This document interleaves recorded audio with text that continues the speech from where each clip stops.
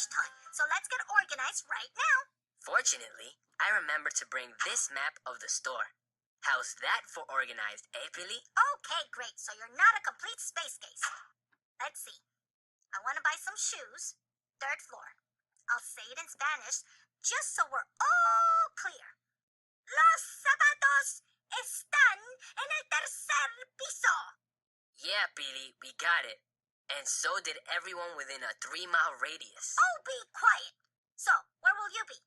I want to look at the DVD players. 5th floor.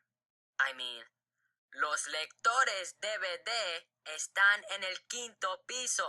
Okay, make fun of me. And you two? Curtains. Our mother gave us money to buy curtains. And maybe a mirror. We're not sure.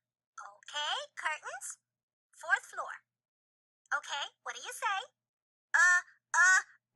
We don't know. Why are you asking us? Stop the interrogation. Las cortinas están en el 4º piso.